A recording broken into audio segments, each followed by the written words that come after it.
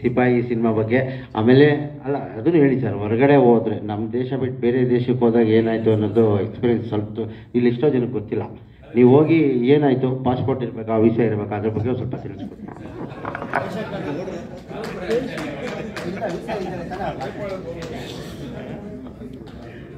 Actually ನಂದು first independent cinema ಅದು. ನಮಗೆ ಕತೆಗೆ ನಾನು ಡೈರೆಕ್ಟ್ರು ಇಲ್ಲೇ ಮಾಡೋಣ, ಹೊರಗಡೆ ಹೋಗೋ ಅವಶ್ಯಕತೆ ಇಲ್ಲ, ಬೇಕಿಲ್ಲ ಅಂತ ನಾನು ಡೈರೆಕ್ಟ್ರ್ ಇಬ್ಬರು ಹೇಳಿದ್ರು. ಬಟ್ ಕೊರಿಯೋಗ್ರಾಫರು ಹೀರೋ ಅವರೇ ಪ್ರೊಡ್ಯೂಸರ್ ಆಗಿದ್ದರಿಂದ ಅವರು ಹೋಗಬೇಕು ಅಂತ ಏನೋ ಡಿಸೈಡ್ ಮಾಡಿ ಬ್ಯಾಂಕಾಕ್ಗೆ ಪ್ಲ್ಯಾನ್ ಮಾಡಿದ್ರು. ಸಿಪಾಯಿ ಅಂತ. ಸರಿ ನಾವು ಆಯಿತು ಸರಿ ಹೋಗಿ ಬರೋಣ ಅಂತ ಅಂದ್ಬಿಟ್ಟು ಹೋದೋ. ಬಟ್ ಏನಂದರೆ ಅಲ್ಲಿ ಒಬ್ಬರು ರೆಗ್ಯುಲರ್ ಕೋಆರ್ಡಿನೇಟ್ ಇದ್ದಾರೆ, ಬಾಬಿ ಅಂತ. ರೆಗ್ಯುಲರ್ ಆಲ್ ಇಂಡಿಯನ್ ಸಿನಿಮಾಸ್ ಅವರೇ ಕೋಆರ್ಡಿನೇಷನ್ ಮಾಡೋದು. ಅಲ್ಲಿ ನಮಗೇನಾಯಿತು, ಇವ್ರು ಬಜೆಟ್ ತೊಗೊಂಡ್ರು, ಬಜೆಟ್ ಅವ್ರದ್ದು ಜಾಸ್ತಿ ಇತ್ತು ಅಂದ್ಬಿಟ್ಟು ಅವ್ರನ್ನ ಬಿಟ್ಬಿಟ್ಟು ಬೇರೆ ಕೋಆರ್ಡಿನೇಟ್ರ್ ಹತ್ರ ಹೋದರು. ಅವ್ರಿಗಿನ್ನ ಹೆಚ್ಚು ಕಮ್ಮಿ ಅರ್ಧ ಬಜೆಟ್ ಇತ್ತು.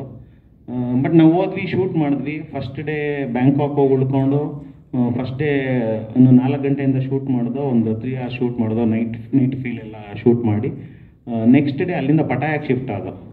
ಪಟಾಯಕ್ಕೆ ಶಿಫ್ಟ್ ಆಗಿ ಶೂಟಿಂಗ್ ಮಾಡ್ತಾ ಇರಬೇಕಾದ್ರೆ ಇಮಿಗ್ರೇಷನ್ ಆಫೀಸಿಂದ ಬಂದರು, 3 ಗಂಟೆಗೆ ಬಂದರು ಇಮಿಗ್ರೇಷನ್. ಏನು ನಿಮಗೆ ಪರ್ಮಿಷನ್ ಇದೆಯಾ? ಪರ್ಮಿಷನ್ ಎಲ್ಲ ಇದೆ, ಅಲ್ಲಿ ಫಿಲಮ್ ಬೋರ್ಡ್ ಪರ್ಮಿಷನ್ ಇದೆ, ಎಲ್ಲ ಇತ್ತು ಆ್ಯಕ್ಚುಲಿ ನಮ್ಮ ಹತ್ರ ಎಲ್ಲ ಇದೆ. ನಮಗೆ ಕೋಆರ್ಡಿನೇಟ್ರ್ ಬರ್ತಾರೆ, ಬಂದು ಕೊಡ್ತಾರೆ ನಿಮಗೆಲ್ಲನೂ ಅಂತ ಹೇಳಿದ್ರು. ಸರಿ ಆಯಿತು, ಅವ್ರು ಬರೋ ತನಕ ವೆಯ್ಟ್, ನೀವು ಶೂಟ್ ಮಾಡ್ಕೊಳ್ಳಿ, ನೀವು ಶೂಟ್ ಮಾಡಿ ಅಂತ ಹೇಳಿದ್ರು ನಮಗೆ. ನಾವು ಶೂಟ್ ಮಾಡ್ತಾನೆ ಇರೋ ಟೈಮ್ನಲ್ಲಿ ಅವರು ಮೊಬೈಲ್ನಲ್ಲಿ ಎಲ್ಲ ಡಾಕ್ಯುಮೆಂಟ್ ಮಾಡಿಕೊಂಡ್ರು, ಫೋಟೋಸ್ ತೆಕ್ಕೊಂಡ್ರು ನಾವು ಶೂಟ್ ಮಾಡ್ತಾ ಇರೋದನ್ನೆಲ್ಲನೂ.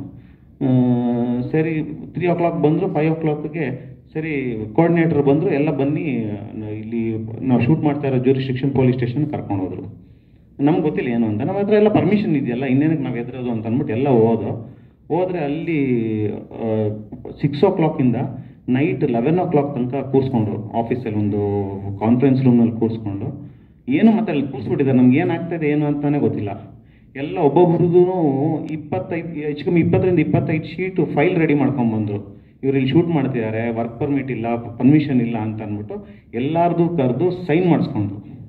ಏನು ಮಾಡೋಕ್ಕಲ್ಲ, ನಮ್ಮ ಪರಿಸ್ಥಿತಿ ಸೈನ್ ಮಾಡ್ದೋ. ಬಟ್ ಅದ್ರ ಮಧ್ಯದಲ್ಲಿ ಅಲ್ಲಿ ಆಫೀಸರ್ಸ್ಗಳು ಎಷ್ಟು ಕರಪ್ಟ್ ಇದ್ದಾರೆ ಅಂದರೆ, ನಮ್ಮ ಸಿನಿಮಾದಲ್ಲಿ 3 ಜನ ಹುಡುಗಿರಿದ್ರು, ಹೀರೋಯಿನ್ನು, ಕಾಸ್ಟ್ಯೂಮ್ ಡಿಸೈನರು, ಆಮೇಲೆ ಇನ್ನೊಬ್ಬರು ಅಸಿಸ್ಟೆಂಟ್ ಕೊರಿಯೋಗ್ರಾಫರ್ ಇದ್ದರು. ಅವ್ರನ್ನ ಸೆಪ್ರೇಟ್ ರೂಮಿಗೆ ಬನ್ನಿ ಅಂತಲೂ ಡೈರೆಕ್ಟಾಗಿ ಕರೆದ್ರು ನಮ್ಮ ಮುಂದೆ. ಅವ್ರಿಗೆ ನಾವು ಕೋಆಪ್ರೇಟ್ ಮಾಡಲಿಲ್ಲ ಅನ್ನೋದಕ್ಕೆ ಇದನ್ನು ತಿರುಗಿಸ್ಬಿಟ್ಟು ನಮ್ಮನ್ನು ಸರಿ ಎಲ್ಲ ಸೈನ್ ಮಾಡಿಸ್ಕೊಂಡ್ರು. ಸೈನ್ ಮಾಡೋದು ನಮಗೆ ನಮ್ಮ ಅದೃಷ್ಟನೋ, ನಮ್ದು ಎಲ್ಲರದು ಪಾಸ್ಪೋರ್ಟ್ ತರಿಸ್ಕೊಂಡ್ರು. ಅಲ್ಲಿಗೆ ತರಿಸ್ಕೊಂಡಾಗ ನಮ್ಮನ್ನು ಕರ್ಕೊಂಡು ಚಂದ್ರಮಯ್ಯವ್ರು ಗೊತ್ತಿರ್ಬೇಕು ನಿಮ್ಮೆಲ್ಲರಿಗೂ. ಅವರು ಆ್ಯಕ್ಚುಲಿ ಅವ್ರು ಇಲ್ಲಿಂದ ಕರ್ಕೊಂಡು ಹೋಗಿದ್ರು ನಮ್ಮನ್ನ, ಅವ್ರು ಆಚೆ ಉಳ್ಕೊಂಡಿದ್ರು. ಅವ್ರು ಆಚೆ ಉಳ್ಕೊಂಡಿದ್ದು ನಮ್ಗೆ ಅದೃಷ್ಟ. ನಮ್ಮನ್ನೆಲ್ಲ ನಮ್ಮ ಜೈಲಿಗೆ ಸೆಲ್ಗೆ ಕರ್ಕೊಂಡ್ರು, ಸೆಲ್ ಒಳಗಡೆ ಹಾಕ್ಬಿಟ್ರು ನಮ್ಮನ್ನ. ಏನಕ್ಕೆ ಅಂದರೆ ಪರ್ಮಿಷನ್, ವರ್ಕ್ ಪರ್ಮಿಟ್ ಇಲ್ಲ ಅಂತ. ನಮಗೇನು ಗೊತ್ತಿಲ್ಲ, ನಾವು ಕೋಆರ್ಡಿನೇಟ್ರಿಗೆಲ್ಲ ಇನ್ಚಾರ್ಜ್ ಕೊಟ್ಟಿದ್ದೀವಿ, ಅವ್ರು ನೋಡ್ಕೊಳ್ತಿದ್ದಾರೆ ಅಂತ ಆಯ್ತು. ಆಮೇಲೆ ಎಲ್ಲರಿಗೂ ಬೈಲ್, ನಮ್ಮ ಅಲ್ಲಿಂದ ಹುಡುಗಿರನ್ನ ಫಸ್ಟ್ ಆಚೆ ಕಳಿಸ್ಬೇಕು ಅಂದ್ಬಿಟ್ಟು ಚಂದ್ರಮಯ್ಯವ್ರು ಗೊತ್ತಿದ್ದವ್ರು ಒಂದು 3 ಜನ ಅಲ್ಲಿ ತಾಯಿ ಹುಡುಗಿರು ಅವ್ರನ್ನ ಕರ್ಕೊಂಬಂದು ಅವ್ರು ಬೈಲ್ ಮಾಡಿಸಿ ಆಚೆ ಕಳಿಸಿ ಅವ್ರನ್ನ ಹುಡುಗಿರನ್ನ. ಅವ್ರು ಅಲ್ಲಿ ಇತ್ಕೊಂಡು ಅಲ್ಲಿಂದ ನಮ್ಮನ್ನು ಏನು ಮಾಡಿದ್ರು, ಪ್ರಾವಿನ್ಷಿಯಲ್ ಕೋರ್ಟ್ ಇದೆ ಅಲ್ಲಿ ಕೋರ್ಟ್ಗೆ ನಮಗೆಲ್ಲರಿಗೂ ಹ್ಯಾಂಡ್ ಕಪ್ಸ್ ಹಾಕಿ, ಫಸ್ಟ್ ಟೈಮ್ ಲೈಫಲ್ಲಿ ಇಂಟರ್ನ್ಯಾಷನಲ್ ಹ್ಯಾಂಡ್ ಕಪ್ಸು, 15 ಜನದಲ್ಲಿ 12 ಜನಕ್ಕೆ ಹ್ಯಾಂಡ್ ಕಪ್ಸ್ ಹಾಕಿ ಚೈನ್ ಹಾಕಿದ್ರು. 15 ಹ್ಯಾಂಡ್ ಕಪ್ಸ್ ಹಾಕಿ ಎಲ್ಲರಿಗೂ ಚೈನ್ ಲಾಕ್.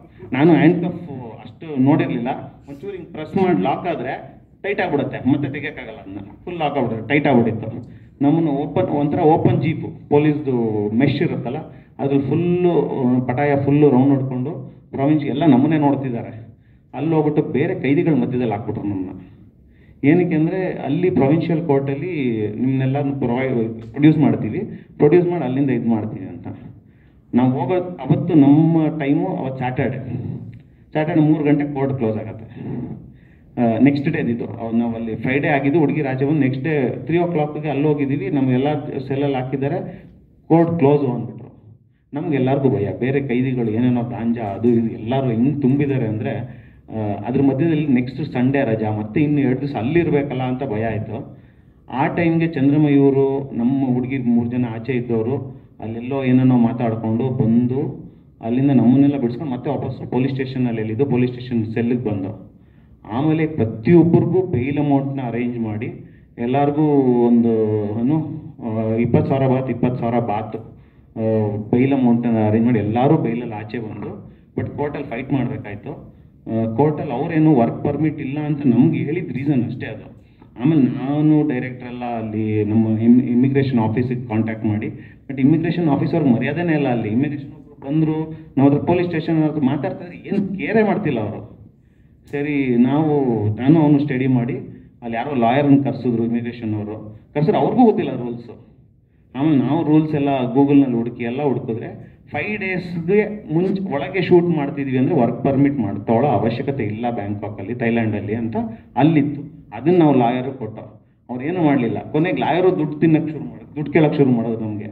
ಇಮಿಗ್ರೇಷನ್ ಆಫೀಸರ್ ಇಲ್ಲ, ಅವ್ರು ದುಡ್ಡು ಕೇಳ್ತಿದ್ದಾರೆ, ನಾನು ನಿಮ್ಗೆ ರೆಕಮೆಂಡ್ ಮಾಡಲ್ಲ, ಬಟ್ ಕೊಡಿ ಅಂತ ಇಂಡೈರೆಕ್ಟಾಗಿ ಏನೋ ಹೇಳ್ತಿದ್ರು. ಸರಿ, ನಮಗೇನು ಬೇಡ ಅಂದ್ಬಿಟ್ಟು 20 ದಿವಸ ಅಲ್ಲೇ ಇದ್ದು ಎಲ್ಲರ ಹತ್ರನೂ ಎಲ್ಲ ATM ಕಾರ್ಡ್ ಯಾರ ಹತ್ರ ಇದೆಯೋ ಅವರು ಯಾರೋ ನಮ್ಮ ಡೈರೆಕ್ಟರ್ ಫ್ರೆಂಡು ಇದು ಹಾಂಗ್ಕಾಂಗಲ್ಲಿದ್ದ, ನಮ್ಮ ಅದೃಷ್ಟಕ್ಕೆ ಅವನು ಬಂದಿದ್ದ. ಆ್ಯಕ್ಚುಲಿ ಅವನು ಬೈಲ್ಗೆಲ್ಲ ಹೆಲ್ಪ್ ಮಾಡ್ದ. ಎಲ್ಲ ಬಂದು ಕೊನೆಯಲ್ಲಿ ಕೋರ್ಟ್ಗೆ ಅಟೆಂಡ್ ಮಾಡಿ.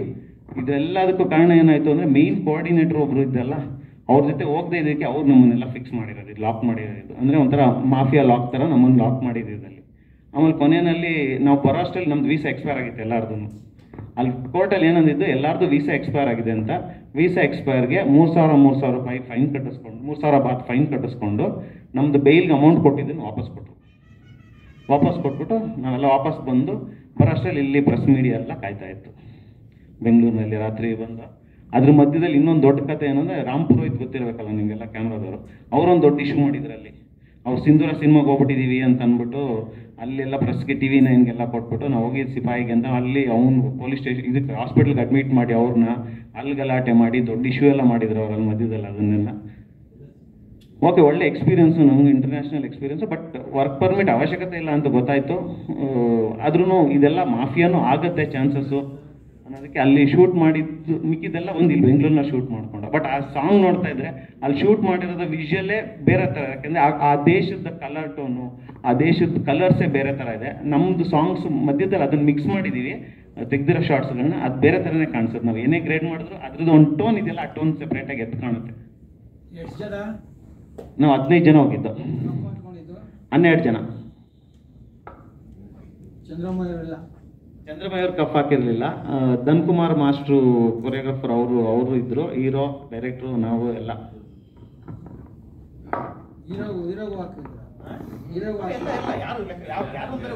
ಹೀರೋ ಹೊಸಬರು, ಅದಕ್ಕೆ ಹಾಕಿದ್ರು, ಸಿದ್ಧಾರ್ಥ್ ಅಂತ ಹೀರೋ. ಈಗ ಹೊರದೇಶಕ್ಕೆ ಹೋದ್ರೆ ಏನು ಸಿಚುವೇಶನ್ ಎದುರಿಸಬೇಕಾಗತ್ತೆ ವೀಸಾ ಮೀರೋದ್ರೆ ಅಂತೆಲ್ಲ ತಿಳ್ಕೊಂಡ್ರೆ, ಯಾಕೆಂದರೆ ಒಳ್ಳೆ ಅನುಭವ ಆಗಿದೆ. ಯಾಕಂದ್ರೆ ಕ್ವಶನ್ ಏನಾದರೂ ಕೇಳ್ತಿದ್ರೆ ಖಂಡಿತ ಕೇಳಿ. ಬೇರೆ ಏನಾರ ಸಿನಿಮಾಟೋಗ್ರಫಿ ಬಗ್ಗೆ, ಆಮೇಲೆ ಈಗ ಎಲ್ಲ ಸೀರಿಯಲ್ಲು DA ಅಂತ ಮಾಡ್ತಿದ್ದಾರೆ ಸರ್. ಫಸ್ಟ್ ಬರೀ ಸಿನಿಮಾದಲ್ಲಿತ್ತು, ಆವಾಗ ನೆಗೆಟಿವ್ದಾಗ ಯಾವುದೋ ಒಂದು ಸಾಂಗಿಗೆ ಮಾತ್ರ ಮಾಡ್ತಿದ್ರು.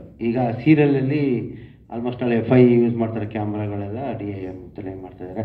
ಅದ್ರ ಬಗ್ಗೆ ಯಾರಾದರೂ ಕ್ವಶನ್ ಕೇಳೋದಿದ್ರೆ ಕೇಳಿ. ನೀವು ಕೇಳಿ. ಸೀರಿಯಲ್ ದಿನನಿತ್ಯ ಸೀರಿಯಲ್ ಮಾಡ್ತಾ ಇದ್ದಾರೆ. ಈಗ ಸೀರಿಯಲ್